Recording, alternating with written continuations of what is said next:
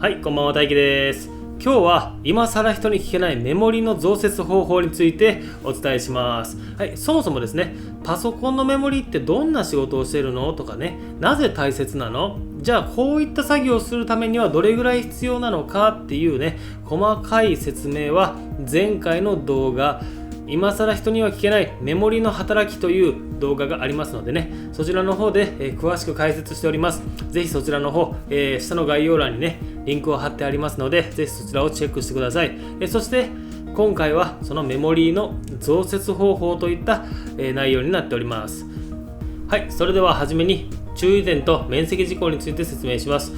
この動画はメモリの交換手順をお伝えするものであって、メモリの交換が成功するとかね、メモリの交換を保証するといった内容ではございません。ですので交換をする際には自己責任で行うようお願いします。そしてさらに注意点としては、メーカーのパソコン、こういったものはですね、蓋を開けるだけで保証対象外と言われてしまうようなケースもあります。またメモリーには互換性というものがあります。マザーボードというですね、パソコンの基板と購入してきたメモリーの互換性相性っていうのはですね、つけてみたところ勝負っていうところもあるんですね。ですのでせっかく買ったメモリーが無駄になってしまう可能性もごく稀にあります。さらにそもそもノートパソコンの場合に多いんですが、パソコンの基板にメモリーが溶接されていて取れない、交換が不可能っていう機種もごく稀にあります。ノートパソコンは小スペースであり、部品が細かく狭いところにぎっしり並んであります。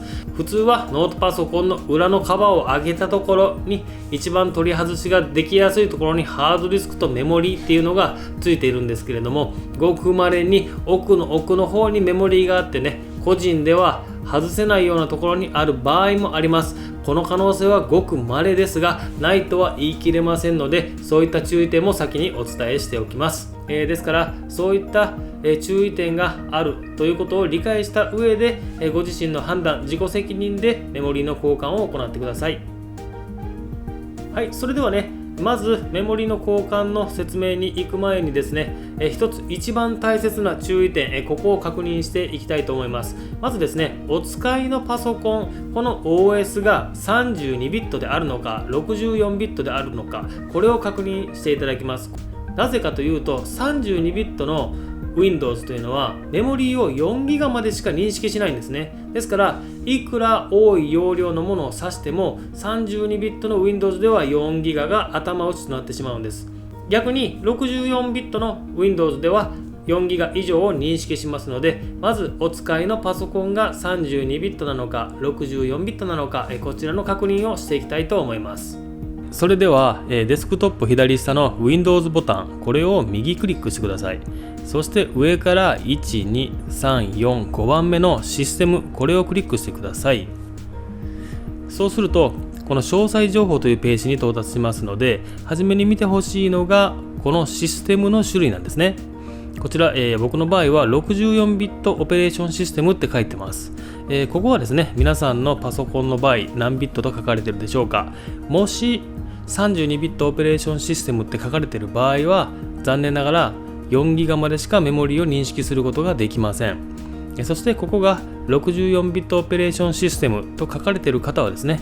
4GB 以上のメモリーの増設が可能となっています。そして、このページの次に注目してほしいところっていうのがですね、この実装 RAM って書かれているところですね。この RAM っていうのはメモリーのことなんですよ。メモリっていうのはメインメモリ、RAM とも呼ばれますので、この詳細情報のページでは実装 RAM というのがですね、搭載されてあるメモリの容量ということになるんです。ですから、僕の場合はここに 16GB と書かれてますね。皆さんはここに何 GB って書かれてるでしょうか。もしね 4GB と書かれている方は、8GB ぐらいまで増設することをお勧めしております。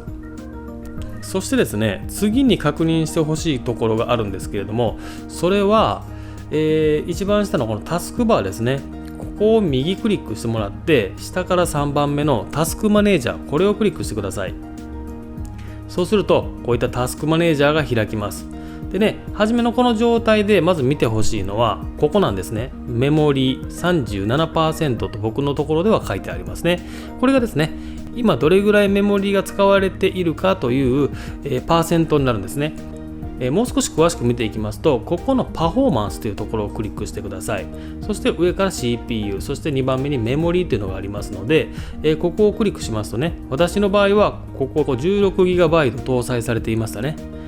そしてこちらを見ると 16GB 搭載されている中の 5.9GB もう使われているんですね。このプロセスを見るとですね、アプリケーションっていうのはね2つしか立ち上がってないんですね。この設定っていうのと、このタスクマネージャー、これですね。この2つしか立ち上げてないんですけれども、表面的にはこの2つしか立ち上げてないんですけれども、バックグラウンドで、後ろでですね、裏で148のプロセスが動いてるよっていうことなんですね。ここを見てみると、CPU はずっと0がほとんど0なんですけれども、ディスクもほとんど0なんですけれども、メモリーのところはずらーっとこう数字が出てますよね。はい、これは何かというと、メモリーに情報がキャッシュされている、メモリーがこれらの情報を掴んでいるので、メモリーがこれだけ働いているよということなんですね。ですからパソコン何もしてなくて今起動している段階で結構なメモリーを、使っちゃってるんですよ。はい、そういった補足情報なんですけども、ここ実装 RAM のところが、4ギガしかない方っていうのはパソコンを立ち上げてるだけでもうその4ギガ上限値までほぼほぼ、メモリを使い切っちゃってるんですね。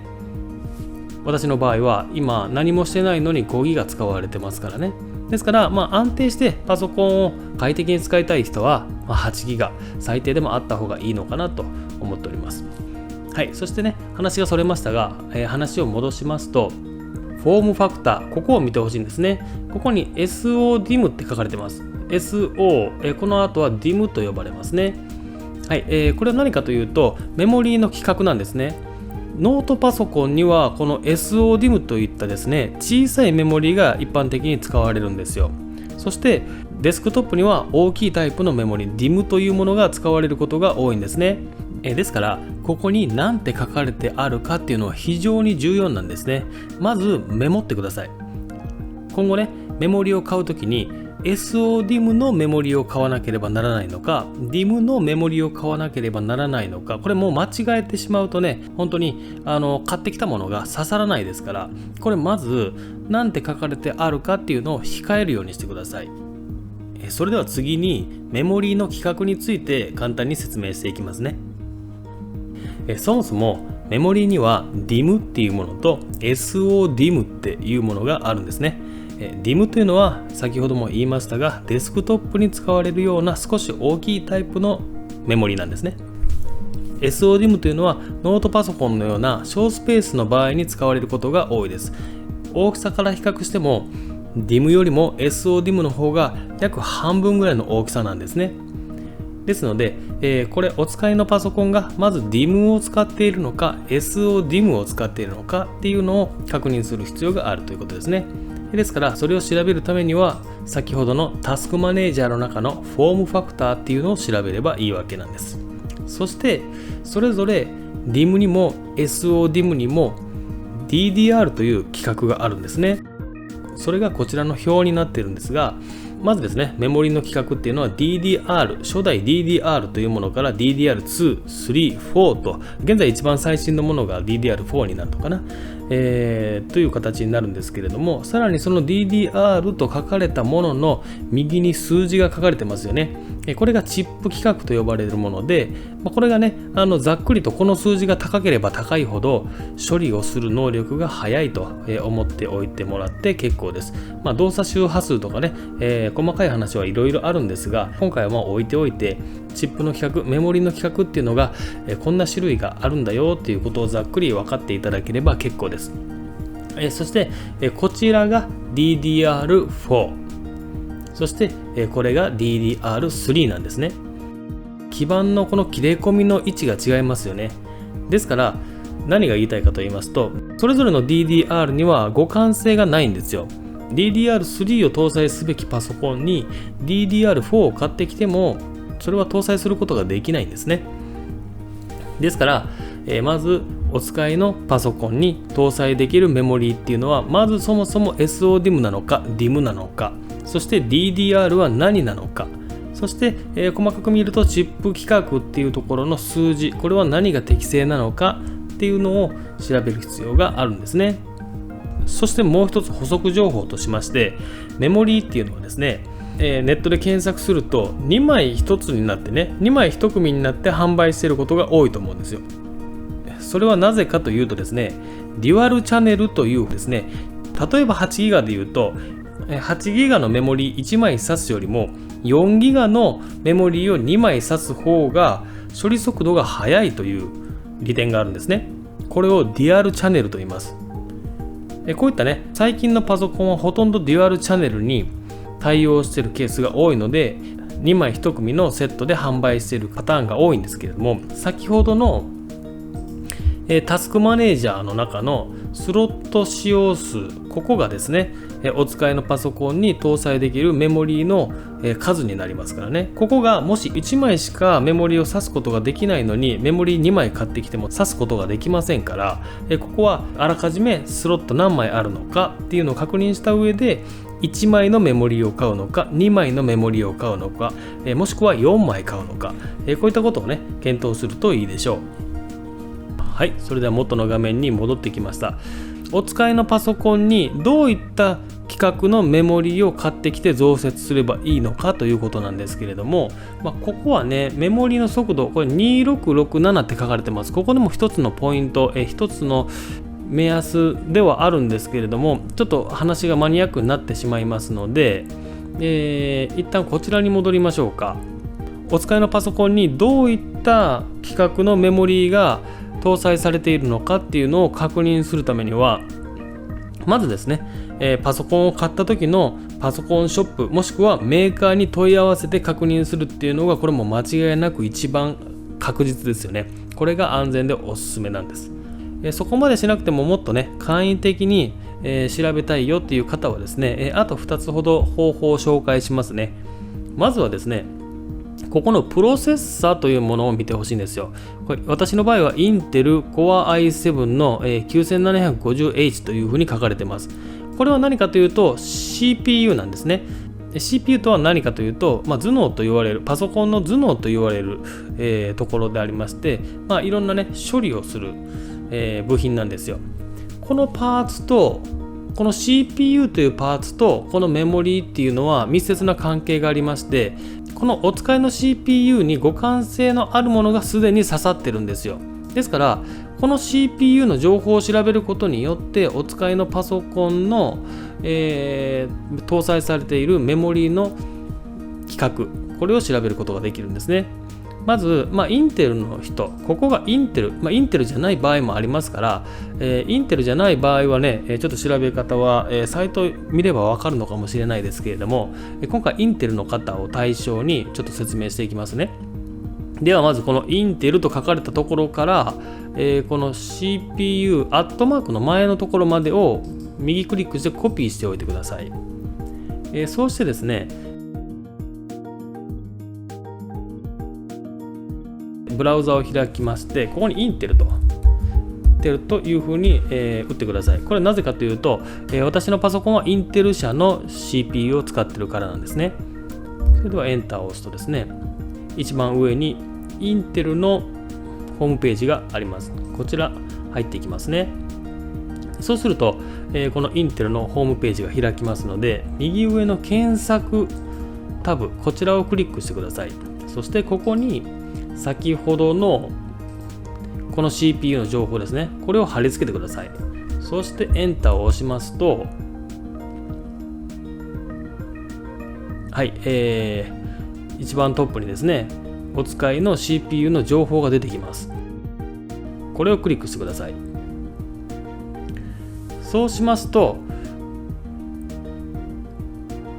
このお使いの CPU の詳細情報っていうのがここにずらーっと出てきますので、まず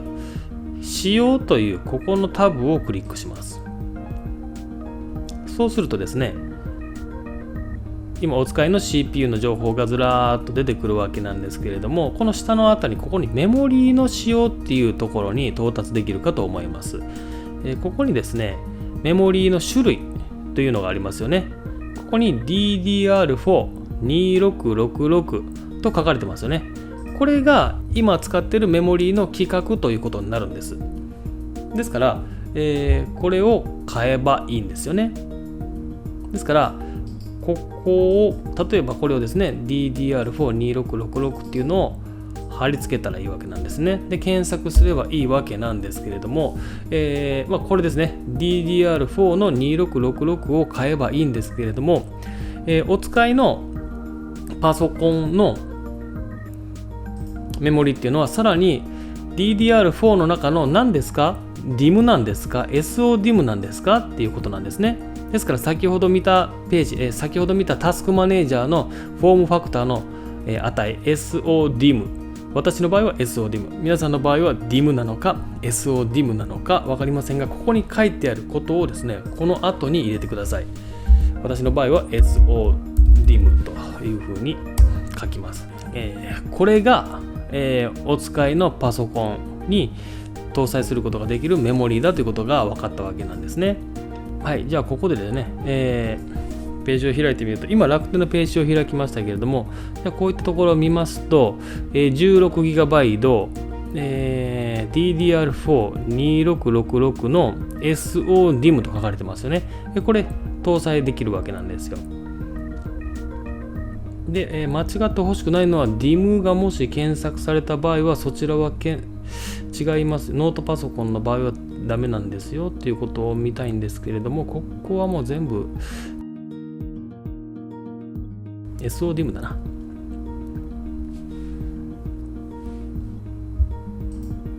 はい、そして、例えばここはインテルじゃない場合、ライゼンとか、AMD とかね、いろんなメーカーがCPU を出してますから、これをね、インテルじゃなくても簡単に調べることができるソフトっていうのがあるんですね。そちらを紹介しますね。まず、検索窓、ブラウザの、検索ページに CPUZ というふうに入力してください。これですね、CPU のハードウェア情報を、CPU のハードウェア情報を表示するツール窓の森、これをねまずクリックしてください。そしてね、これがですね本当にこの業界では非常に有名なソフトなんですけれども、このお使いのパソコンの CPU であったり基板マザーボードであったりメモリーであったり、使われているものを本当にね全部調べて表示してくれるというものすごく便利なソフトなんですよ。例えばこれを見てみますと、これですね。これが実際ソフトを起動した時の画面なんですけれども、例えばここに CPU 情報、ここにマザーボード、ここにメモリーの情報が出ますので、ここのメモリーをクリックするとですね、お使いのパソコンではどんなメモリーの規格を使っているのかっていうのが表示されますので、その表示されたものを買ってくれば間違いないということですね。この CPUZ、 これは安全で優秀なソフトですので、勉強のために入れてみるのもいいでしょう。ですが、やはり私のおすすめとしては、パソコンを買ったお店もしくはメーカーの方に直接問い合わせて、メモリーの型番を聞くっていうのが、メモリーの規格を聞くっていうのが一番安全ですので、そちらをおすすめしております。はい、それでは、今お使いのパソコンにどんなメモリーが搭載されているのかっていうのが分かったと思うので、例えば Amazon とかでですね、そのメモリー、もしくはそのパソコンショップなどでメモリーを買ってきたとしましょう。そうするとですね、まず自分のパソコンを分解しなければならないですね。そして分解してその基板に今現在刺さっているメモリーを外して、そして買ってきたメモリーを挿すわけなんですけれども、いろんなね大きさのいろんな種類のパソコンが世の中には存在します。ですので今回私が手元にあるパソコンですね、いろんなタイプのパソコンっていうのを用意しましたので、実際に分解してメモリの基板っていうのを出してみました。そちらを参考にしてください。はい、まずはノートパソコンですね。これは一般的なノートパソコンの形ではないでしょうか。はい、そして次はですね、拡張性の高いタワー型、ミニタワーと呼ばれるもの。そしてこれがスモールシャーシですね。特にオフィスなんかでよく見るタイプじゃないでしょうか。そしてこれが一番最小のマイクロシャーシという型番になってますね。これ非常に小さいです。それでは全てを開けていきましょう。はい、それではまずノートパソコンから。初めにね、こういった手袋をつけていくことをお勧めしますね。なぜかというと、パソコンを分解して基板に触れるときにですね、この自分の体の静電気をね、基板に流してしまうと壊れることもあるんです。そしてタオルですね。これを使うのもワンポイントです。まずね、これを下に敷くことによってパソコンの外観に傷がつかないようにすることができるんですね。それではノートパソコンの場合は大抵は裏にカバーがついててですね、このカバーを外すことによって簡単にメモリー、ハードディスクに到達することができます。これ上はね、バッテリーなんですね。これはどうでもいいです。はい、そして肝心なのはここにネジがありますね。見えますかね。そしてここにもネジがあるんですね。こういったね、ネジを外してカバーを開けるだけ、本当に簡単なんですよね。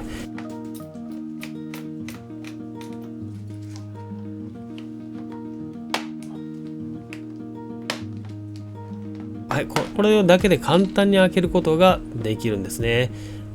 ほら、見えましたでしょうか。素晴らしい。はい、メモリーがですね、ここに1つ2つとですね、 SODIMM という小さいタイプのメモリーですね。はい、そしてね、これがハードディスクですよね。これはね。そしてこっちにメモリーがありますね。メモリーはね、こうやって両サイド爪があってね、これをよいしょとこう外すだけでメモリがこうやって浮いてきますからね。これを抜くと、はい、外れます。はい、簡単でしょう。本当に簡単ですよね。そしてこれをシュッと斜めから刺すだけで、これでね、パチッと、これでね、装着完了なんですよ。本当にね、メモリの交換っていうのは簡単なんですよね。はい、よいしょ、よいしょ。はい、これだけなんですよ。簡単ですよね。2枚刺さってましたよということですね。はい、そうですね。はい、それではつけていきましょう。はい、こうやって斜めから刺すとね、はい、スッと入っていきますので、はい、これをですね、ほら、こんな感じでね、いい感じでしょ。ね、これをね、パチッとやるだけなんです。パチッと。これだけなんですよ。本当に簡単ですよね。そして蓋を閉めていきますね。パチッパチッパチッと。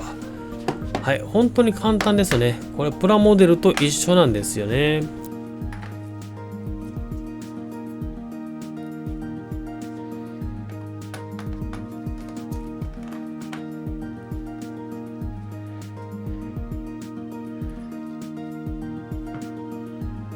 そして最後のネジをここで止めて、もうこれで終わりなんですよ。本当に簡単ですよね。はい、バッテリーも元に戻したら終了と。はい、そして確認のための電源を入れましょう。はい、反応してますね。はい、ちゃんとね、起動確認も大切な作業の一つです。はい、次のタイプですね。まずね、需要の多いスモールシャーシですね。これもね、すべてパソコンは裏面です。はい、この裏面にネジがあって、そのネジを外すことによって基板を見ていきますからね。はい、この2つですね。早速外していきますね。はい、両方とも外しますね。このネジをなくさないようにしてください。そしてね、ここに持つところありますから、ここを持ってそこですね、ギュッと引っ張るだけなんです。これだけなんです。簡単でしょう。ただ内面積が少なくなればメモリーが一発で見えないこともよくあります。こういったね、スモールシャーシではこれ一発で見えないこと多いんですね。メモリーは実はこのね、ここから見えないんですけど、この裏側、ここに見えてるんですね。はい、それではそこに到達していくためには表面のカバーを外していかなければなりません。はい、これを外していきますね。はい、これはね、もう爪をね、これちょっとね、外すだけでいけますからね。はい、たったこれだけ。はい、外れましたよね。簡単ですよね。そしてここをね、立ててくるんですね。ここの爪をよいしょって押したらドンとこう立ってくりますよね。はい、これだけでメモリに到達することができるんですよ。はい、ここに刺さってますよね。はい、メモリーが刺さってます。そしてね、これもね、両方から爪があってですね、よいしょと、よいしょと、こうやって外すことによってメモリーが外れます。簡単でしょね。このメモリーのね、この基板が刺さるこのね、溝、このメモリーの溝をね、合わして、これ反対ですね。こうやって溝を合わして差し込むだけなんですよ。これだけ。でそれでね、よいしょと押すと、よいしょと押すと、両サイドの爪がね、噛み込んでくれるんですよ。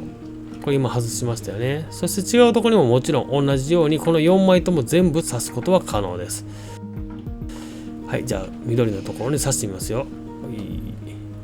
よいしょ。はい、そうですね。両方の爪が挟み込んでくれたのがわかるかと思います。これはね、4ソケといってね、4枚刺すところがありますね。これは4ソケっていうタイプなんですよね。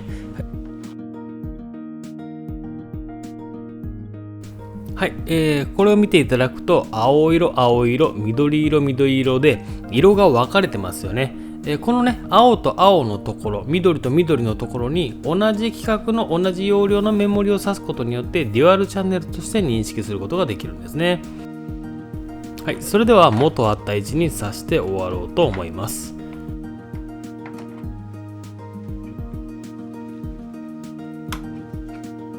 これで終わりなんですね。簡単です。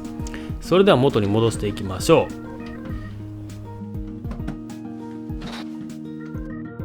ここに見えてるのね、これハードディスクなんですよ。小スペースなんでね、こういったところに隠れてることがあります。そして表面を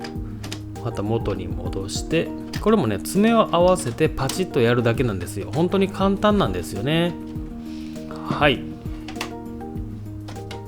あとは蓋を閉めて終わりですね。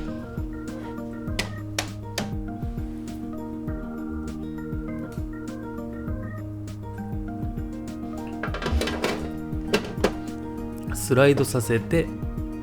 はい、そして最後はネジを締めて元通りと。パソコンをね、解体したことないとか分解したことないっていう人がほとんどだと思うんですけれども、パソコンってね、本当にプラモデルと一緒なんですよね。ちゃんと部品さえ理解していれば、外しても元の位置に基本的に戻せば同じように動きます。はい、次は拡張性の高いタワー型です。これはね、中身が大きいですからね、拡張性が高いんですよ。いろんなものを増設することができる。はい、そしてここのネジを外していきますね。これもね、結局一緒なんですよね。タワー型と先ほどのスリム型と同じで、ネジを外して横のカバーを外すんですよ。でね、これはね、両サイド外せるようなタイプです。これね、どちらか一つが当たりなんですけれども、今回はね、両方外していってみますね。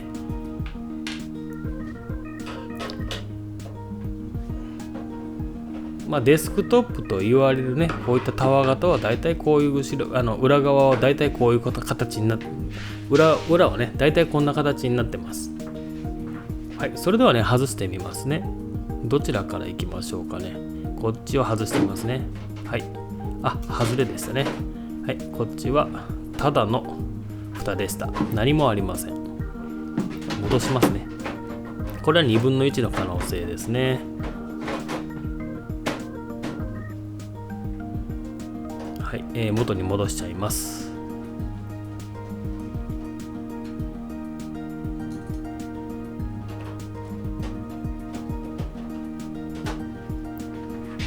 はい、そしてこちらが当たりですね。こちら外していきます。簡単に外れるでしょう。はい、これでカバーが外れたので中身をお披露目です。中はね、ガラーンとしてるでしょ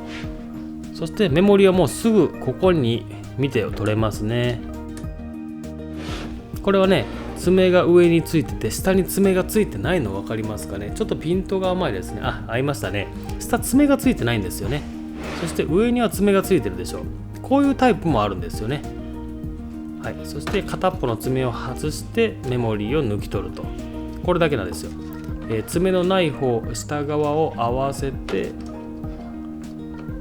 そして基基板を合わせてここに差し込むだけなんですよね。先ほどのパソコンと何も変わらずパチッとやるだけですね。爪が1つか2つかだけの問題ですね。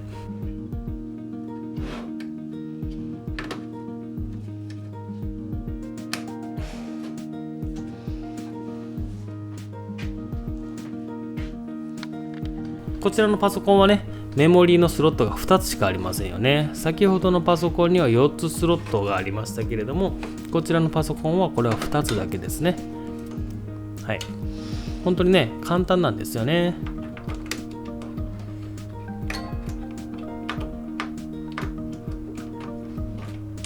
はい。これだけなんですよ。簡単でしょ。そして、蓋を閉めて元通りと。こういったねタワー型はね中をすごく広く取ってますので、拡張性が高いですし熱がこもりにくいんですよね。ですから、本当にパソコンを置く場所に困ってないっていう方はこういったタワー型が一番いいんじゃないでしょうか。それでは蓋を閉めてネジを閉めたら終了になってます。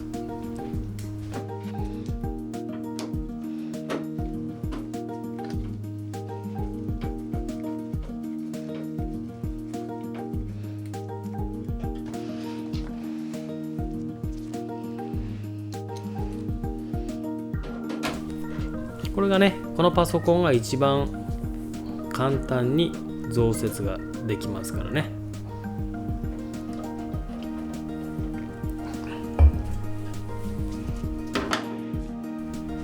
はい。そしてこれがね、ノートパソコンよりもさらに小スペースな、シャーシになってます。ものすごく小さいですよね。これでデスクトップですからね。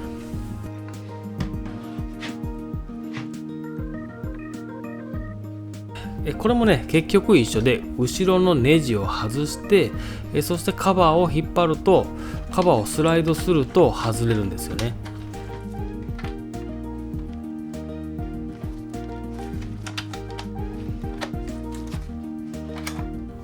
こういった風にですね、はい、外れました。これだけなんですよ。で今回注意点は、ここにメモリーが見えてないんですね。見えてないんですね。これ表面に見えてるのはこれハードディスクですから、このハードディスクの裏にメモリーがおそらくついてますので、まずこのハードディスクを外す作業からになってます。これちょっとね初めてパソコンを解体する人には難易度高いかもしれません。はい。このねハードディスクを外すために接続されている SATA っていうこの、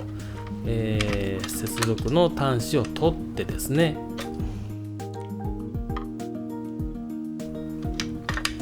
はい、そしてハードディスクをこのように外していきます。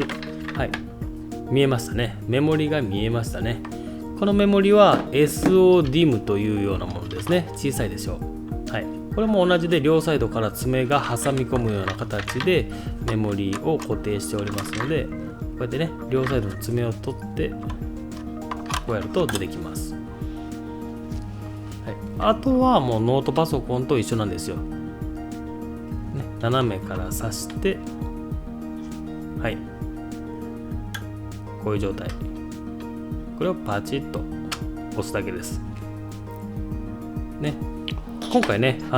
カバーを開けた状態ですぐにメモリーが見えてなかったというのがね難易度が高い点ではあるんですけれども、こうやってハードディスクのね裏にメモリーがある、隠されてあるっていうのは本当にあるあるなんですよね。ですからハードディスクを一度外してしまうっていう方法を取らなければならないっていうのはちょっと難易度が高いかもしれないんですけれども、これもね部品を外してもちゃんと元に戻せば、元に戻りますからね。ここは心配せずに外してもらったらいいんですけれども、ただね絶対に自己責任でやってくださいね。元に戻せない場合はパソコンが動かなくなる可能性がありますからね。これだけ注意点です。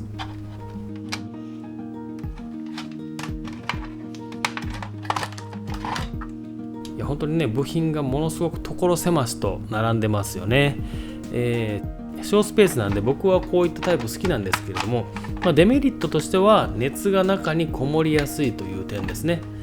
はい、これで終了です。はい、これで全てのパソコンを開け終わりました。はい、ここまでの話を聞いて、どうしても安全にメモリの交換をしたい、パソコンのカバーを外してメモリを交換するのはちょっと怖いなと思った方もいらっしゃると思うんですよ。そういった方はですね、パソコン専門店であったりメーカーに依頼をしてメモリの増設をお願いするということも一つの手なんですね。ただしその代わりものすごくコストがかかります。自分で取り替えた場合はメモリの購入費だけで済みますが、最悪の場合送料、メモリー代、そして工賃ですね、本来の何倍もお金を要求されることになってしまいますので、僕の考えとしてはですよ、僕の個人の考えとしては、パソコンというのはですね、これから生涯付き合っていくものですから、メモリーの交換ぐらいはこれを機にね、自分で一度やってみて覚えるというのもね、自分の成長にもつながりますので、これを機にやってみるのもどうかなと思っております。はい、今回の動画いかがだったでしょうか。今回の動画もね、皆さんの役に立つことを願って作っております。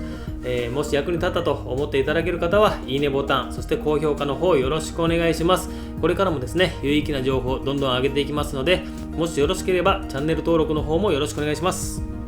それではまた。